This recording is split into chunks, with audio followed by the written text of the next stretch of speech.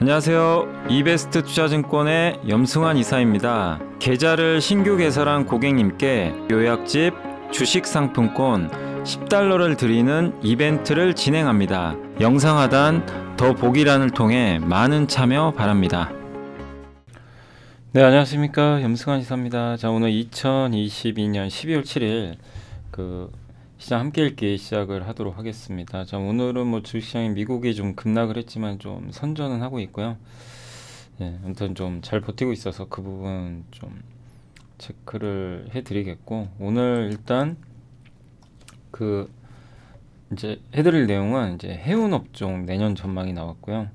단기 업종 아이디어, 또 유럽이 메타 플랫폼 페이스북에 대한 규제가 있었는데 그 코멘트가 있고요. 대형마트 이제 의무 휴업 규제 완화, 이게 이제 결정된 건 아닌데 요즘에 얘기가 나오니까 보고서가 나왔고, 또 TSMC의 미국 팹 잠기 입고가 이제 시작이 됐는데 그 의미가 좀 있고요. 그 다음에 한국과 베트남의 협력이 좀 강화될 가능성이 높아졌고, 또 TNL, SK하이닉스 이런 기업들에 대해서 오늘은 기업 리포트는 별로 없고, 물론 이제 여기 그 TSMC 팹 관련해 가지고는 삼성도 좀 이제 파운드를 할 건데 거기에 또 관련된 기업들도 있으니까 좀 이따가 말씀드리겠지만, 오늘은 이제 기업보다는 이렇게 좀 주요 산업이나 이슈가 좀 많다는 거 참고해 주시면 좀 좋을 것 같습니다. 자, 첫 번째 보고서부터 말씀을 드리면 이제 여전히 키는 공급 사이클이다. 이게 해운 업종 관련된 내용이고요. 22년도 이제 해운 섹터가 그 기존 업종 사이클과 굉장히 달랐던 건 이제 성장은 하는데요. 그 GDP가 물동량 감소했어요. 그러니까 수요가 늘지 못했던 거죠. 그러니까 되게 특이한 케이스고, 물동량이 오히려 좀 감소하면서 끝날 것 같고, 내년 전망도 그렇게 좋진 않아요. 내년에 벌크, 뭐 목재나 석탄 같은 거 실어 나르는 배를 벌크선이라고 합니다. 컨테이너 박스를 이제 실어 나르는 거고, 요 배들의 물동량 증가율이 이거밖에 안 돼요. 그러니까 수요는 여전히 부족한 건데, 그럼에도 왜 긍정적으로 보냐면 공급이 줄어요. 공급이 크게 늘질 않습니다. 지금 보면은 지금 관건은 공급 완화인데 수요는 이미 낮아져 가지고 내년엔 그래도 올해보단 낫죠. 그리고 공급은 크게 안 늦는데 특히 벌크선이 공급이 너무 적어요. 컨테이너선은 전체 선봉량, 이제 해운사들이 갖고 있는 전체 선박 대비해서 28.9% 정도의 이 잔고가 없고, 신조 발주가 배가 이제 발주된 게, 벌크선은 6.9%밖에 안 돼요. 그러니까 거의 없는 거고요. 예, 그리고 내년도에는 그 중에서 9.6%가 이제 인도가 돼서 만들어져서 벌크선은 3.7밖에 안 됩니다. 예, 그러니까 왜냐하면 벌크선사들이 뭐 페노션 같은 회사를 보통 벌크선이라고 하는데, 이 HMM은 컨테이너선이고요. 네, 발주를 잘 안 했어요. 그리고 내년에 환경 규제가 시작됩니다. EEXI라 그래가지고, 이게 뭐냐면은 이제 1헬인가요? 아무튼 이제 어느 정도 거리를 이동할 때 이산화탄소를 얼마나 배출하냐, 이걸 측정하는데 단계적으로 줄여야 돼요. 근데 그거를 못 줄이면은 페널티가 부과돼서 속도를 줄여야 됩니다. 그러니까 운항을 하다가 뭐 예를 들면 50km, 시속 50km로 운항하다가 20km 이하로 운항을 해야 되거나 이런 규제가 붙어요. 내년 1월부터. 환경 규제를 못 맞추면. 그러니까 탄소 배출이 많은 옛날 선박들은 내년부터는 규제 이슈에 좀 걸리게 된다. 그러면 속도가 줄어들면은 그 배가 공급이 줄어드는 거죠. 이 운송이 늘지 못하는 거죠. 그래서 이 공급이 더 축소될 가능성이 높다, 이렇게 보시고, 또 전체 벌크 컨테이너선은 이게 72% 정도. 그러니까 원래는 2014년부터 신조 선박에 도입된 규제거든요. 그러니까 2014년 이후로 만들어진 선박에만 해당됐는데, 내년에는 이게 이제 아마 그 모든 선박으로, 옛날 선박까지. 그럼 이게 나머지가 72%인데 엄청난 거죠. 그럼 전체 선봉량이 줄어들어요. 그리고 벌크선은 내년에 선봉량 증가율이 1.5인데 저게 만약에 현실화되면요, 그 공급이 지금 얼마죠? 예, 전체 선봉량이 3.6으로 감소하니까 이 공급 부족으로 갑니다. 벌크선. C2라고 있는데 이건 24년부터 이건 등급을 매겨서 2등급 맞으면은 아예 운행을 못합니다. 선주들이. 엄청난 페널티죠. 친환경, 이 조선주한테도 좋은 거예요. 친환경 선박으로 바꿔야 되거든요. 이게 이제 내년하고 내후년에 순차적으로 EXDI 그 다음에 C2 이런 규제들이 EEXI랑 EEXI, C2가 차례로 시행된다라고 보시면 좋겠습니다. 그래서 탄소 감축 목표치가 계속 늘어나니까 계속 운항을 안 하거나 속도를 줄여서 운항하거나 아니면 배를 바꿔야 됩니다.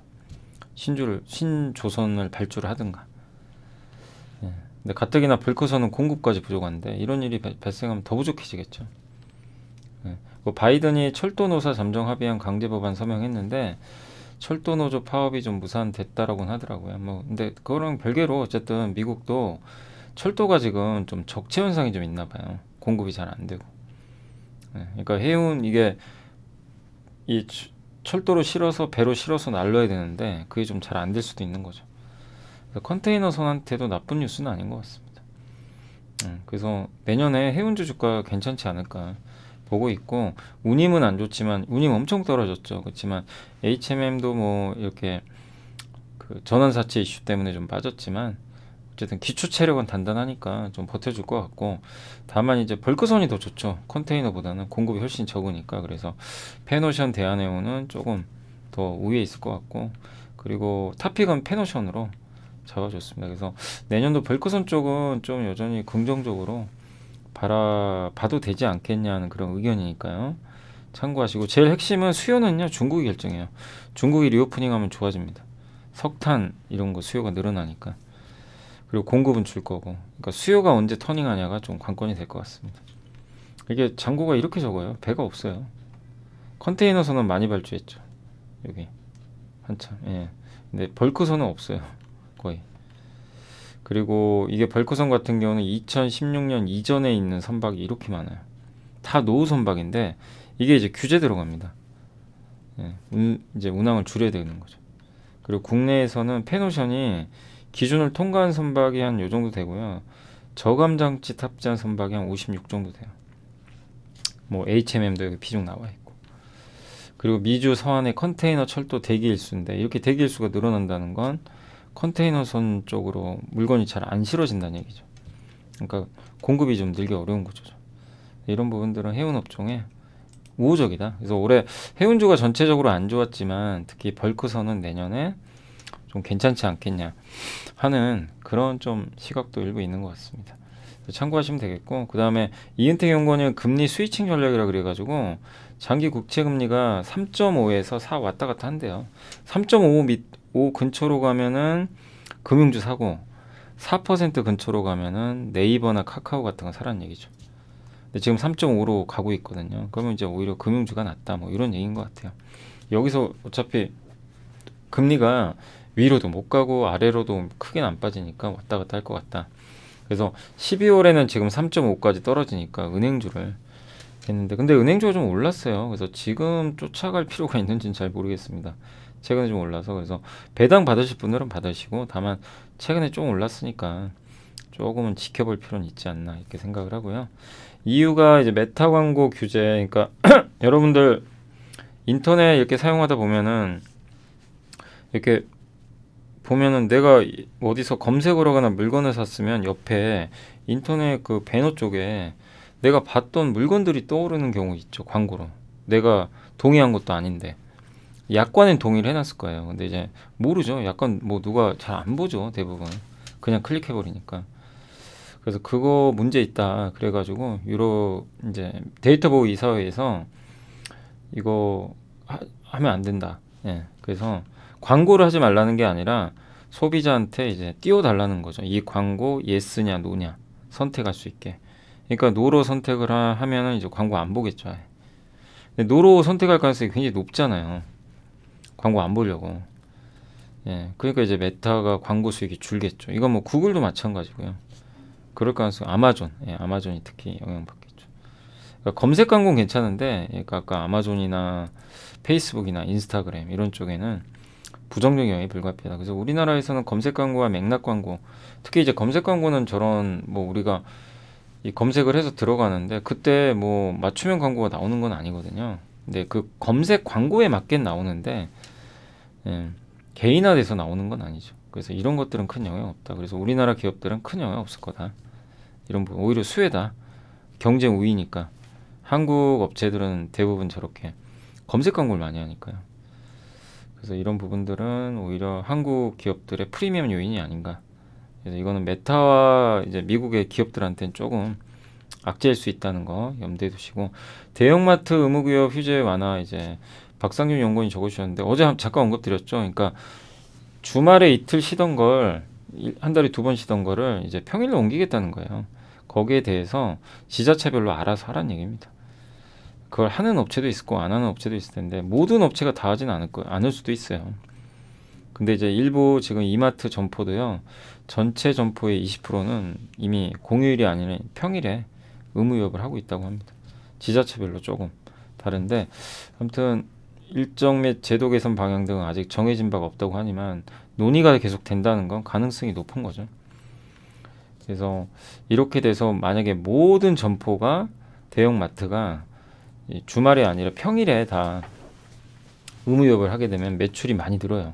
그래서 이건 한투증권의 김영주 연구원님이 이마트는 23%나 증가하고 롯데마트는 42%나 증가할 걸로 적어줬습니다. 근데 이마트 전체 기준으로 그러니까 연결을 해가지고 이마트가 뭐 마트만 하는 건 아니니까 12.8% 증가하고요. 롯데쇼핑은 백화점도 있고 많잖아요. 그러니까 다 합치면 4.4% 증가합니다. 그래서 이건 호재죠. 분명 호재는 맞지만 구조적 성장은 아닙니다. 그렇다고 해서 뭐 예. 저거 하니까 나 이제 편의점 안 가고 대형마트 가야지 그러진 않거든요. 그죠? 그래서 다만 저런 조그만 거라도 좋아요. 왜냐하면 주가가 워낙 빠져 있으니까. 그래서 저런 조그만 호재도 주가에는 굉장히 긍정적일 수 있다는 거. 그래서 회복은 조금 되지 않을까. 그동안 워낙 빠졌으니까요. 그렇지만 어제 좀 올랐으니까 좀 일정 부분 반영은 되고 있다. 이렇게 보시고, NH의 도현호 연구원님은 이제 TSMC 미국 팹 장비 입고 관련해서 이제 미국 팹이 애리조나에 미국 있잖아요. 거기 장비가 드디어 입고가 됐고 이러면은 내년에 생산이 들어갑니다. 그래서 주요 이제 CEO 애플, AMD, 엔비디아, 바이든 대통령까지 그만큼 TSMC가 중요하다는 거예요. 또 삼성전자에 바이든 대통령이 왔던 것처럼 반도체에 얼마나 이제 중요하게 생각하는지 알 수가 있는 거죠. 그리고 왜 저렇게 더 그러냐면 대만이 중국하고도 할 수 있잖아요. 근데 이제 미국을 선택한 거죠. 예, 그래서 이제 그 상징성이 있다 보니까 미국 대통령까지도 참석을 한 것 같습니다.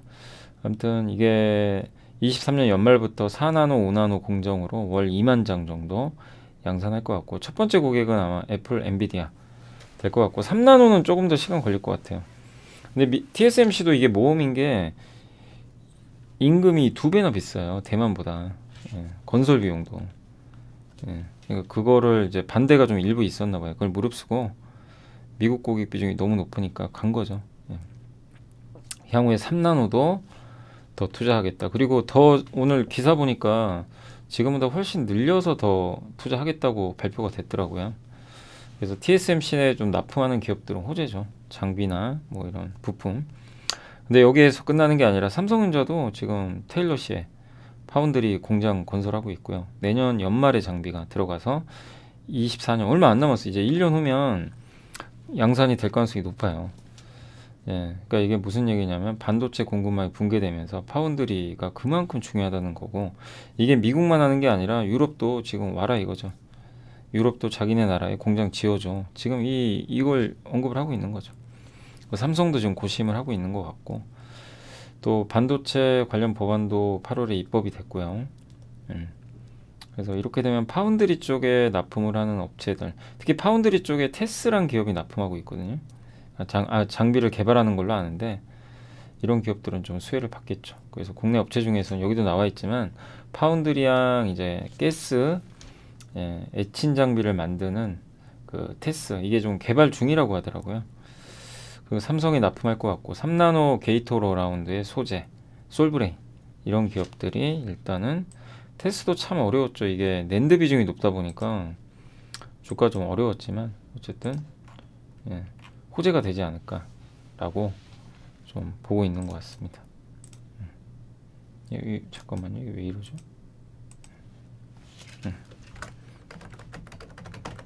왜 밑으로 가 있죠, 이게 갑자기? 잠시만.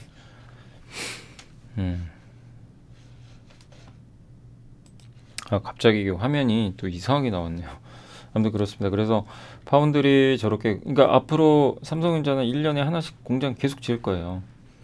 예, 그러니까 그런 걸 보면 계속 우리가 장비주를 긍정적으로 봐야 되는 이유가 나오는 거죠. 지금 업황과 별개로 또 우리가 공부했죠. 그 인프라 장비 기억나시죠? 여기 다 들어가잖아요. 그죠? 이렇게 공장 지을 때마다 클린룸, 뭐 가스 공급 장치 이런 거, 또 스크러버, 진공, 펌프 뭐 많이 있죠. 또 한국과 베트남이 협력 강화 모두 한다고 하는데 베트남 주석이 한국에 방문했대요.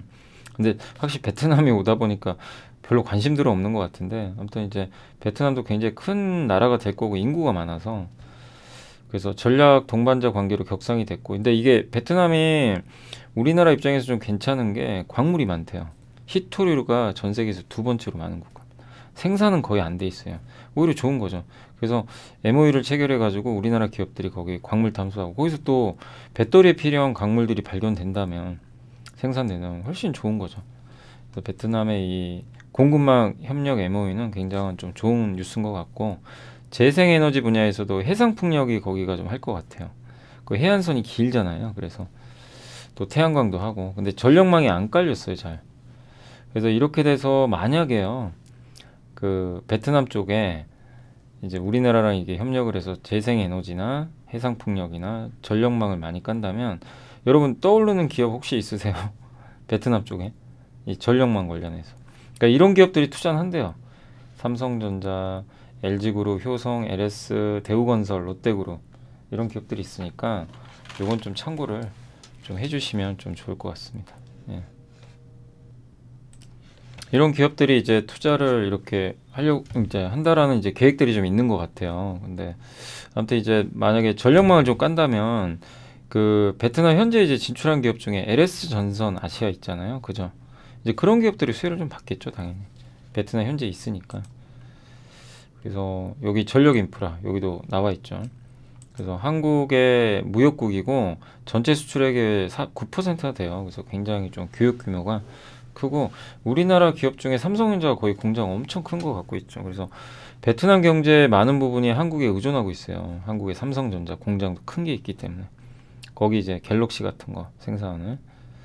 근데 어쨌든 이제 베트남도 성장하기 위해서 이런 인프라를 많이 깔겠죠.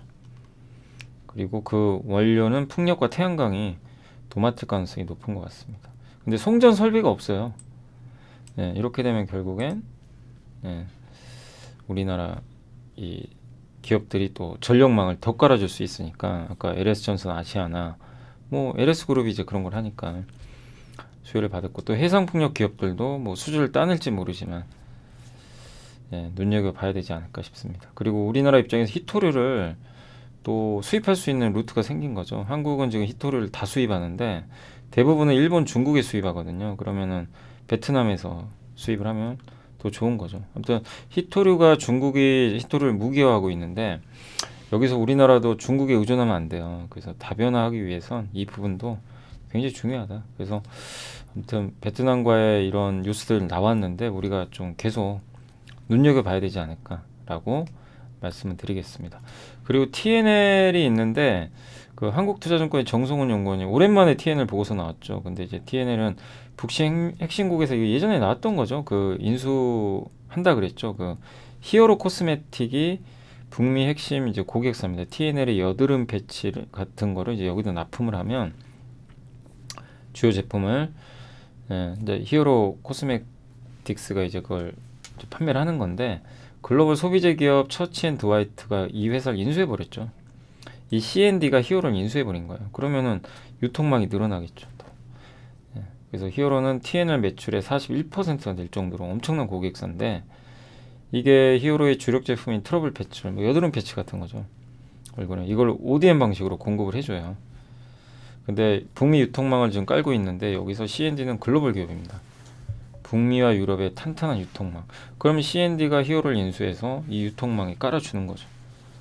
그러면 당연히 성장하겠죠. 그래서 1분기 노우즈 패치, 2분기 페이스 패치, 뭐 마이크로 니들 이런 신제품을 꾸준히 출시 중이고 또 유통망을 이제 활용할 수 있을 것 같아서 긍정적이다 이렇게 보시면 되겠고 또 증설 또한 순항 중이래요. 또 6월 달에 1차 증설 끝났고 예, 한 50% 정도로 규모가 늘어났고요. 그리고 내년에 1천억 정도 규모로 추가 증설을 진행을 하고 있다고 합니다. 또 올해 3월에 히어로하고 3년간 또 9천만 달러 공급 계약도 맺었고요.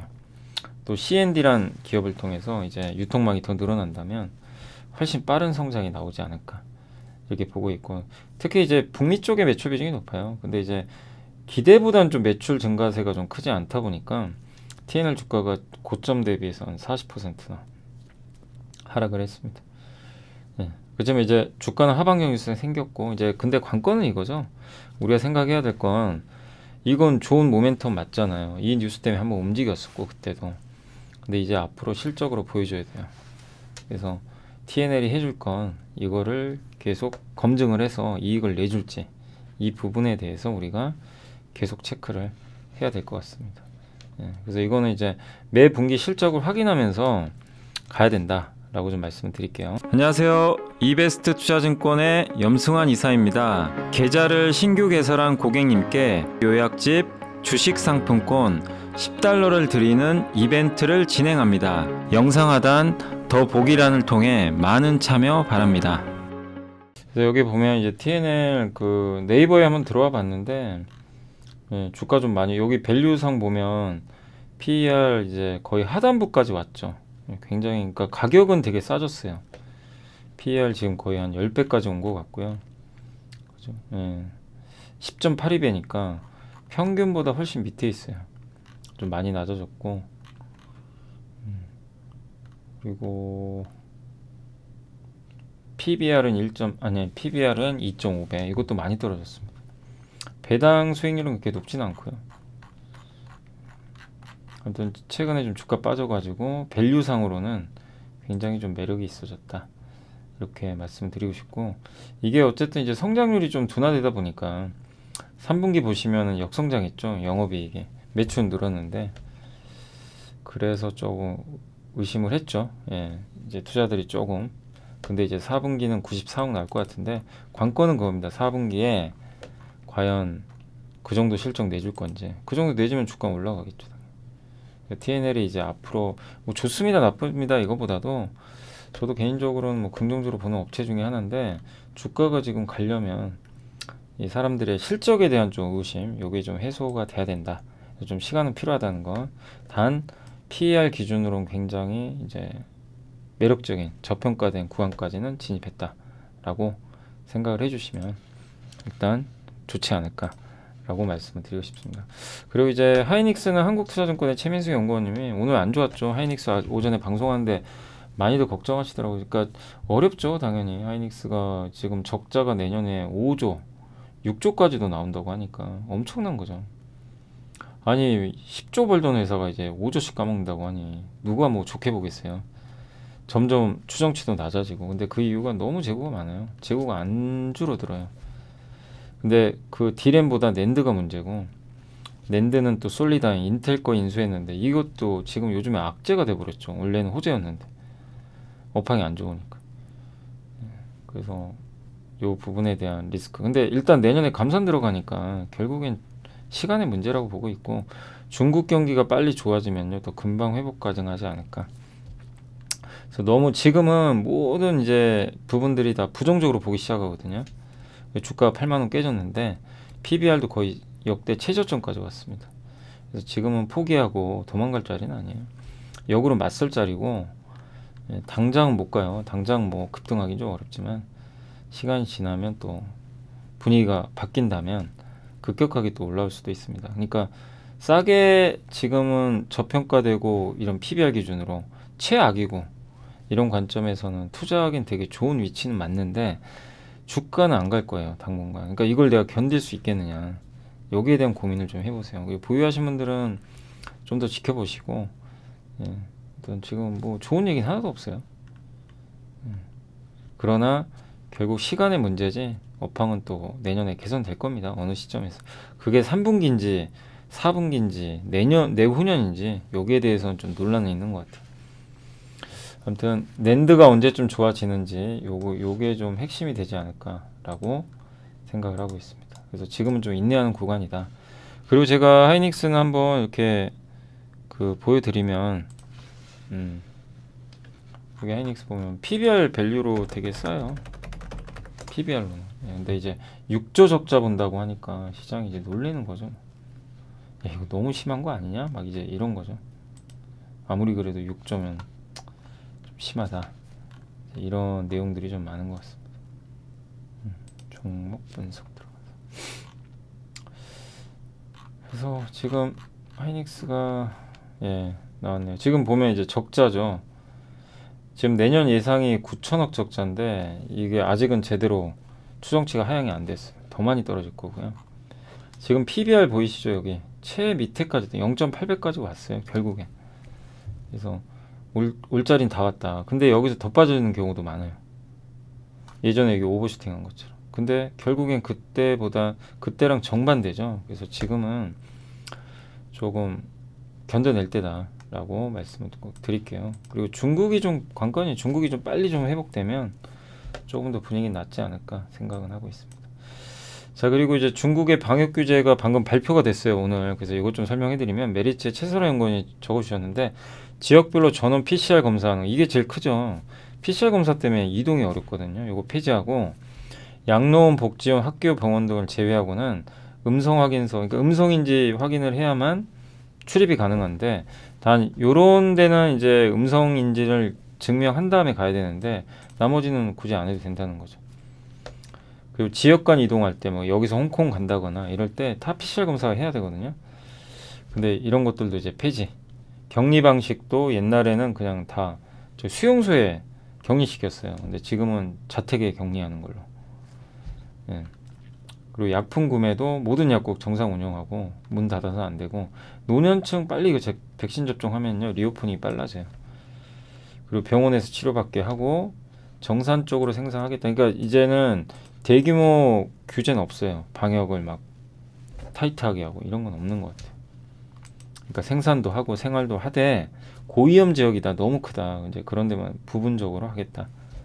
또 방역 안전 보장 강화했고 등교 확진자가 없으면 이제 오프라인 수업 재개하고 식당, 마트. 그러니까 한마디로 완전 리오프닝은 아닌데 리오프닝으로 갈 수 있는 발판을 만들어 놔버렸어요. 그러니까 이제 요즘에 뭐 이쪽이 센 거죠.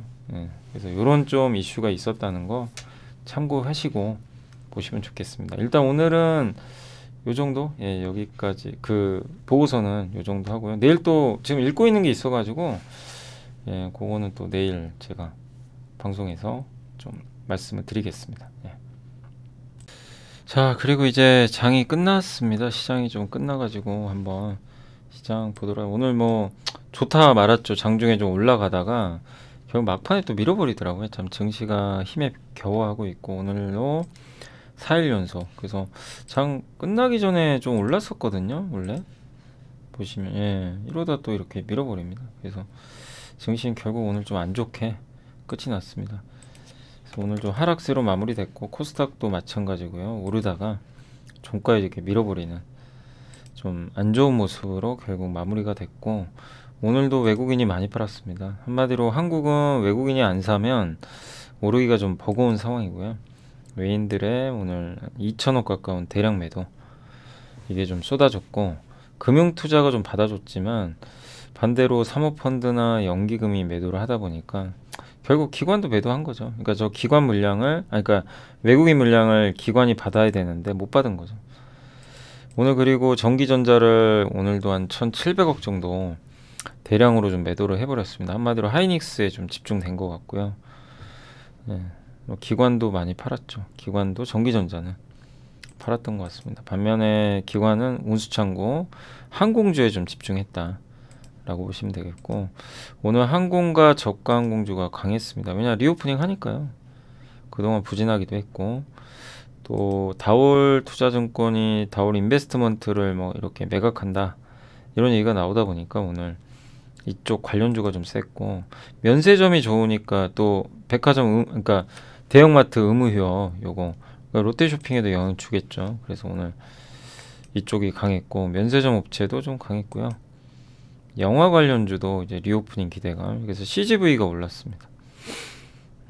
우리 영상 콘텐츠도 오늘 주가 흐름 좋았던 것 같고 임플란트는 이제 중국의 리오프닝 예, 기대감 있고 화장품도 요새 뭐 뜨겁죠. 중국이 실제로 이제 다만 오늘 아까 제가 잠깐 보여드린 대로 중국이 실제로 이제 방역 규제를 풀어요 본격적으로.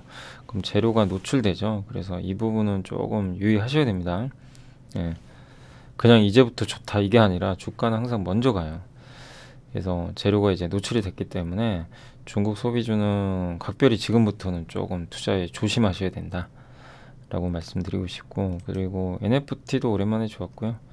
엔터주도 오늘 좀 괜찮았던 것 같습니다. 오늘 그리고 뭐 이 콘텐츠리 중앙이 좀 좋았네요. 쿠팡 관련주 골판지도 좋았고, 네. 철강주도 오늘 동국제강이 오랜만에 좀 많이 오른 것 같습니다. 가상화폐, 음식료, 네. 게임주는 오늘 드래곤플라이랑 M게임이, 근데 위메이드 지금 위믹스 아직 결론이 안 난 것 같더라고요. 그래서 이게 어떻게 될지 모르겠네요. 예. 오늘 뭐 운명이 결정이 나겠죠. 그리고 여행주도 요즘에 좋죠. 여행주도 분위기가 천천히 뭐 아주 느리지만 반등을 좀 해주고 있는 것 같고, 반면에 이제 한국 주식시장을 이제 움직이는 대표 기업들 정유주 오늘 안 좋았고요. 국제유가 급락도 좀 있었고 정유주가 좀 많이 빠졌고요. 또 애플페이 관련주 재료 노출입니다. IT 대표주는 오늘 LG전자가 뉴스 때문이죠. 사실 뭐 언제 애플이 한다고 한 적은 없어요. 근데 애플카는 항상 추측만 나와요. 난무를 합니다. 그래서 저는 뭐 한다고 할 때까지는 뭐 일단 애플카 하면 좋고, 예, 안 한다고 해서 애플이 안 하니까 성장 안 한다 그렇게 보지는 않습니다. 애플은 어차피 지금 이 시장에 뛰어들지도 않은 상태인데, 그리고 애플카 때문에 올랐으면 또 모르겠어요. LG전자가 오른 것도 없잖아요. 그러니까 오늘 하락은 좀 너무 과민받은 것 같아요. 언제 올랐습니까? 뭐 애플카 때문에, 그죠? 이슈는 있었지만, 근데 뭐 애플카 안 하는 것도 아니고 1년 연기한대요. 예, 1년 연기할 수도 있고, 그리고 2025년에서 26년인데 25년도도 못 얘기고 26년도 더 멀어요. 그러니까 지금 그게 뭐 무슨 큰 의미가 있는지 모르겠어요. 그리고 생각보다 시장 제도 계산이 빠르고요. 시장이 열리잖아요. 그러면 애플도 빨리 갈 수도 있어요. 근데 단지 막연히 한 언론사 블룸버그의 보도 때문에 7% 빠진 건 이건 좀 너무 과한 거 아닌가. 공매도에 타겟이 된 거 아닌가. 그런 생각이 듭니다. 아무튼 LG전자 주주분들은 또 속이 쓰리시겠지만 방향은 바뀐 건 없습니다. 요즘에 올라간 거 LG전자는 그 애플 것 때문에 간 게 아니에요. 근데 아무튼 애플 것 때문에 빠지니까 참 이런 경우 답답하죠. 네. LG전자의 잘못도 아니고. 그리고 오늘 하이닉스는 아무튼 이제 적자 우려 커지고 있어서 밸류는 역대급으로 바닥인데 오르는 데는 시간이 걸려요. 대신에 사람들은 삼성전자 사겠죠. 전자가 훨씬 나으니까 지금 보니. 그래서 전자는 덜 빠지는 대신에 이제 하이닉스가 좀 문매를 맞는 그런 좀 어려운 환경으로 가는데 결국 시간 싸움이 아니겠나 생각합니다. 오늘 외국인이 많이 팔았죠. 지금 계속 팝니다. 하이닉스에 대한 전망이 좀 안 좋다 보니까요. 예상보다 더 안 좋은 거죠. 그리고 원전주도 안 좋았고, 뭐 아이폰 관련주, 건설기 요새 많이 올랐던 섹터죠. 다 많이 빠지고 있습니다. 건설 대표주, 또 해운주, 스마트폰, 갤럭시 부품주, 자동차 부품주도 오늘은 좀 빠졌던 것 같습니다. DN 오토모티브는 좋았는데 오늘 좀 이쪽 이 자동차 부품 쪽인가요? 아무튼 이쪽이 많이 빠졌네요. 네. 그리고 3D 낸드도 오늘 반도체 낸드가 안 좋다 보니까 다 일제히 급락하는 흐름이. 아까 이제 테스는 잠깐 이게 말씀을 드렸지만 그 보고서에서 테스는 이제 삼성향으로 개발 중이니까 그게 좀 성공할지가 좀 관건인 것 같습니다. 또 SK하이닉스도 오늘 좀 충격을 받았고요. 그리고 인터넷 대표주도 분위기 좋다가 다시 꺾이고 있고, 카메라, 뭐 타이어, 예, 할 것 없이 대부분은 조정이고, OLED도 오늘 덕산네오룩스 좀 안 좋더라고요. 4%. 뭐 특별히 악재가 나온 건 없습니다. 그래서 오늘은 한마디로 시장을 이끄는 기업들이 대부분 안 좋았어요. 시총 큰 거, 특히 반도체.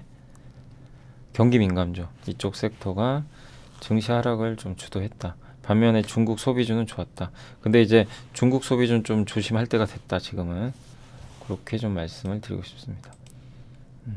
달도 참은 기울어요. 그러니까 영원한 상승은 없고요. 근데 방향성은 맞아요. 이제 중국 소비주는 옛날처럼 급락은 안 할 거예요, 막. 근데 이제 지금은 많이 올라왔기 때문에 바닥에서 큰 수익 내기는 좀 어려운 그런 자리인 것 같습니다. 예, 그리고 오늘 이제 시총 상위 기업 중에서는 삼성전자, LG엔솔 뭐 큰 변동 없었고, 하이닉스 안 좋았고요.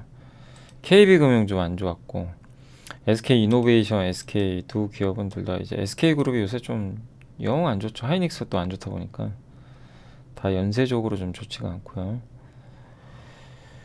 그리고 LG전자 안 좋았고, 카카오뱅크 급락했고요. 고려아이는 올라갔고, NC소프트가 요새 좋습니다. 분위기는 좋은 분위기고, 삼성전기 약간 밀렸고요. 카카오페이가 오늘 좀 많이 빠졌습니다. 메리츠화재 급락, 메리츠 금융지주도 오늘 많이 빠졌습니다. 넷마블은 다시 빠졌고, 두산밖에 또 다시 밀려버렸고요. 카카오 그룹주가 다 안 좋네요. 현대로템도 빠졌고, 많이 올랐던 기업들이에요 다. 롯데쇼핑은 이제 호재가 있었죠. 예, 의무 휴업. 동원산업 오랜만에 좋았네요. 신세계도 좋았고, 다 중국 관련 기업이죠. 대부분 이렇게 많이 올라간 거는 그런 것 같습니다. 그 외에는 뭐 이렇게 크게 빠지거나 크게 오르거나 한 거는 잘 보이진 않고, 롯데칠성 좋았고요. 네, 그 정도 같습니다. 그래서 오늘 시장은 대체적으로 그냥 큰 변동 없이, 예. 근데 지수에 영향을 주는 기업들이 좀 약하면서 좀 부진했다. 이렇게 생각을 하시면 좋을 것 같습니다. 자, 오늘은 이제 제가 해드릴 거는 다 해드린 것 같아요. 다 일단 이제 마무리가 됐고, 또 오늘 고생하셨고, 좀 힘 빠지시죠. 또 이제 금요일까지 금투세 유예안도 빨리 좀 합의가 돼서 유예안이 빨리 처리됐으면 좋겠고, 다음 주에 FMC, 물가 이런 불확실성들이 남아있기 때문에 투자를 사람들이 안 하려고 하죠. 당연히 멀리 떨어져서 보려고 하니까. 일단 다음 주 화요일까지는 조금 지지부진한 그런 장세가 예상이 되고, 다만 하방은 되게 단단한 게 중국이 살아나니까 밑은 또 지지가 잘 되고 있다라고 봐주시면 좋을 것 같습니다. 그리고 이제 내일은 이제 목요일인데, 원래 제가 뭐 목요일은 좀 휴가를 쓰려고 했었는데 방송은 할 거예요. 그래서 방송은 하는데 오전에 아마 다 제가 녹화하고, 예, 뭐 올라가는 시간 똑같은데, 그래서 오후 시향은 제가 모를 수도 있어요. 그래서 오전에 다 마무리하고, 예, 방송은 올려드릴 예정입니다. 그래서 혹시 오후 시향은 조금 이게 이 시차가 있어서 좀 안 맞더라도 그건 좀 내일 양해를 해주시면 감사하겠습니다. 자, 오늘 고생하셨고, 오늘 좀 빨리 끝났죠. 오늘은 이제 보고서도 많지는 않았고, 어제 밀려있던 보고서 어제 다 해버려가지고, 그래서 어제 방송은 꼭 좀 봐보세요. 어제 좀 중요한 내년 전망이 워낙 많아가지고 그것도 한번 어제 다 정리를 해드렸습니다. 그리고 오늘 올라왔던 거나 최근에 또 몇 개 더 있는데, 그렇게 제가 아직은 방송 못했던 거는 조금 더 읽어가지고, 저도 이제 읽는데 시간이 걸리니까 내일 이렇게 순차적으로 또 올려드리도록 하겠습니다. 자, 이번 한 주 너무나 지금 힘든 장이죠. 지금 4일째 빠지니까 고생하셨고, 저는 목요일 내일 다시 한번 좀 뵙도록 하겠습니다. 오늘 너무 고생하셨습니다. 감사합니다.